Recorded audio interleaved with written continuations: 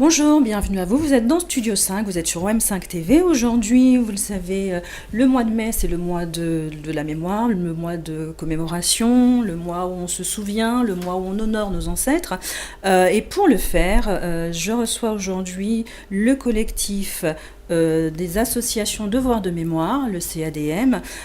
Donc en plateau avec moi, on va commencer par Madame Huguette Siboli. Bonjour. Monsieur Michel Lieu, juste à côté de vous. Bonjour. Bonjour. Monsieur Célestin Mbida. Bonjour. Bonjour. Et puis, pour terminer, Madame Chantal Digonal. Merci. Bonjour. Bonjour. Donc, vous faites tous les quatre partie de ce collectif. Ce collectif, qu'est-ce que c'est? Quel est-il? Depuis combien de temps existe-t-il? Ce collectif existe depuis pratiquement 6 ans, entre 5 et 6 ans. Et en 2011, nous nous sommes fédérés à la demande de Monsieur le maire, puisqu'effectivement, Monsieur le maire pensait que nous avons une importance capitale autour des aspects de mémoriel. Et il a souhaité que les associations de la ville de Nanterre se mettent ensemble pour porter ce projet mémoriel autour de l'abolition de l'esclavage. Alors, les associations, donc vous êtes, le collectif, c'est plusieurs associations. Combien d'associations exactement? Je laisse la parole à Muguette qui saura nous répondre. Alors, actuellement, donc, le collectif compte 7 associations. Donc là, nous sommes 3 représentés chacun une association de ce collectif. Et je ne sais pas si je peux les citer, en tout cas, tous les 7. Oui, bien sûr. Alors, il y a l'association Terre Natale, l'association Famille du Cossèze, l'association Fleshkan, l'association Voix des Princes, la Voix des Princes, les Cœurs Joyeux de l'Outre-mer, les femmes solidaires et l'association Tropicolore. Voilà. Est-ce que ça veut dire que toutes ces associations, déjà à la base, faisaient un travail autour de l'abolition de l'esclavage, de la commémoration, ou ce sont des associations qui avaient d'autres buts et qui se sont fédérées autour de ce sujet-là en particulier?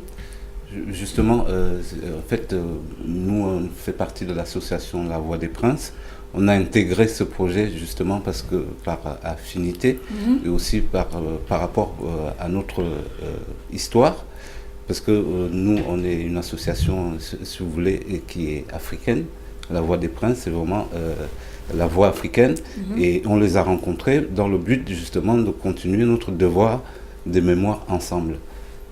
Parce qu'ils sont partis des bateaux vers d'outre-mer et on a trouvé il nous a semblé bon de réunir nos connaissances pour justement faire régner le devoir des mémoires en France.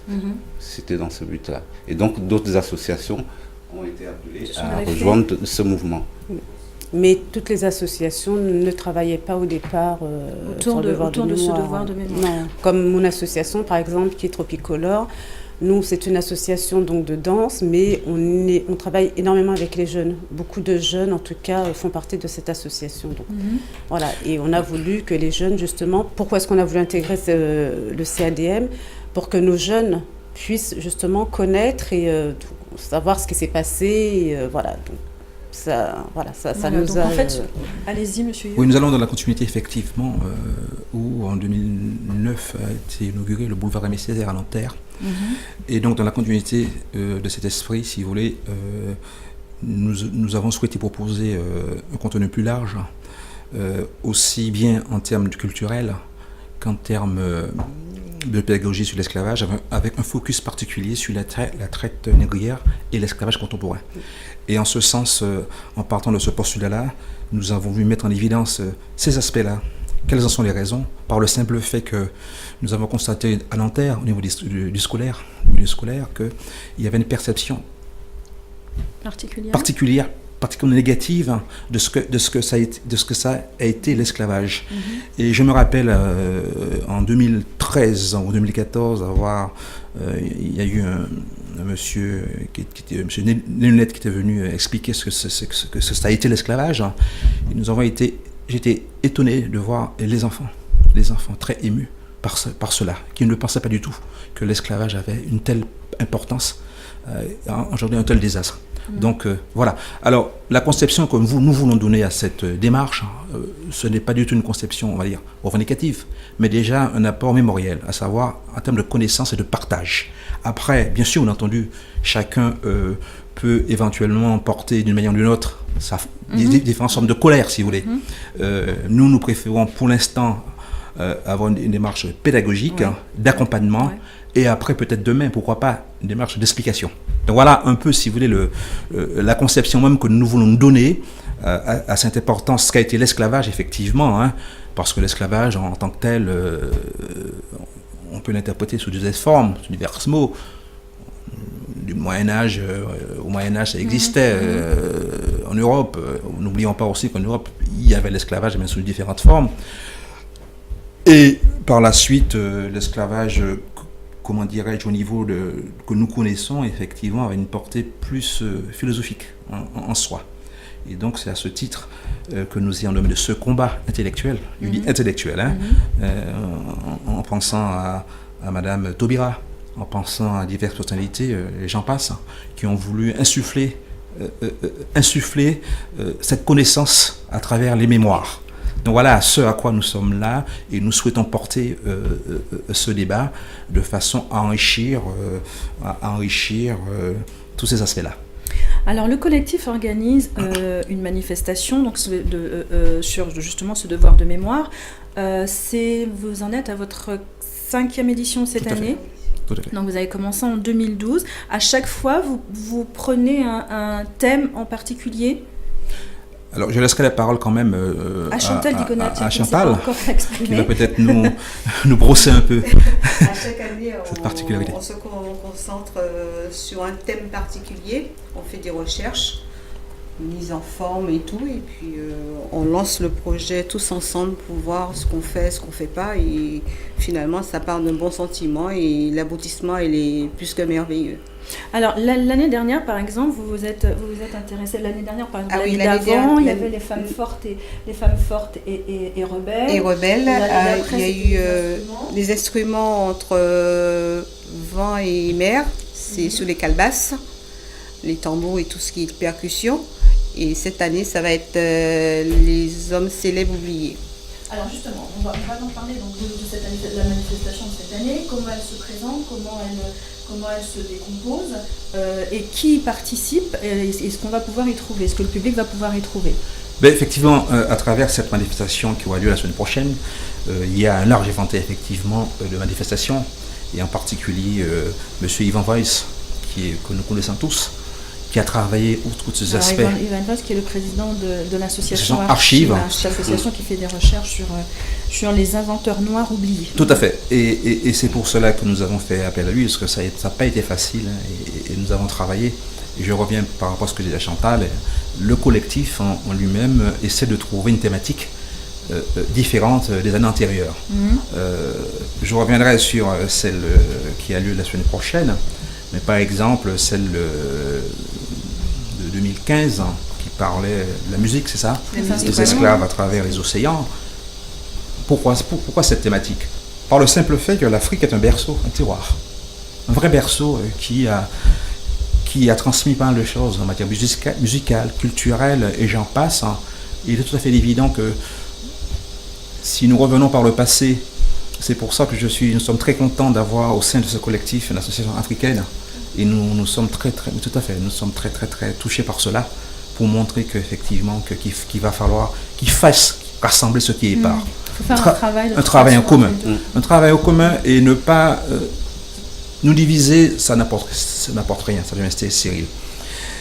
Travailler ensemble, ça a une portée philosophique, une portée, on va dire, importante. Pour nous aussi, mais pour nos enfants de demain. Parce que l'histoire, comment dire, imaginez mes propos, en gros, un arbre sans sève, c'est un arbre qui se meurt. Et un peuple sans culture, c'est un peuple qui se meurt. Et c'est pour cela que je rebondis par rapport à cette manifestation qui a lieu la semaine prochaine, les savants noirs, oubliés de l'histoire. Et on en a tellement, je crois, à peu près 120, me semble-t-il. Oui, plus de 120, qui ont mis en place des choses. Nous aurons l'occasion d'en débattre peut-être plus tard.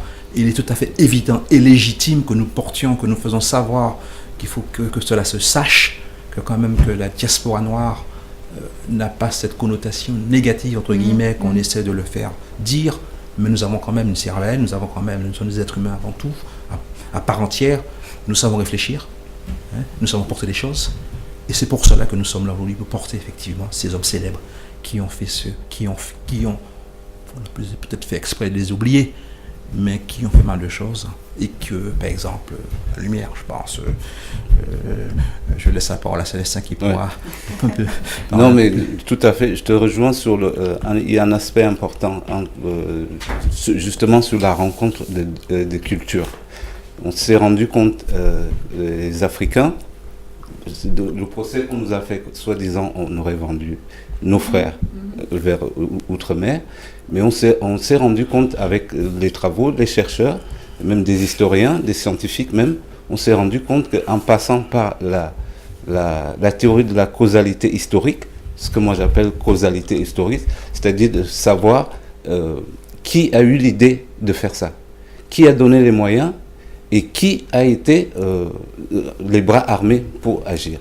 Donc, on s'est rendu compte qu'en fait, en faisant l'enchaînement causal des événements, on s'est rendu compte qu'on n'était pas les seuls. C'est-à-dire que ce n'était pas un marché, on ne se présentait pas comme ça un matin pour aller vendre nos frères.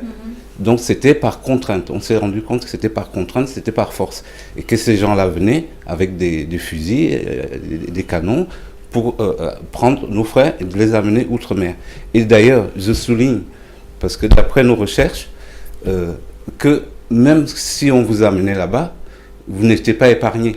C'est-à-dire, on ne vous a pas fait de cadeau. C'est-à-dire, on vous a pas, il n'y avait pas cette dignité-là qui était respectée. Tout ce qu'ils voulaient, c'est de faire travailler les gens. Et puis, même si ces fruits-là, lorsque ces fruits-là ont émergé en Europe, on se rend compte aussi qu'il y a beaucoup de sociétés qui en ont profité jusqu'à aujourd'hui. Et je souligne la stigmatisation de on nous appelle des minorités visibles, mais on est la plus invisible des minorités.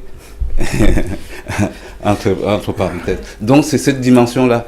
On a envie de travailler avec des jeunes, vulgariser l'information, vulgariser l'histoire, leur dire voilà, on est là pour se donner la main, on n'est pas là pour...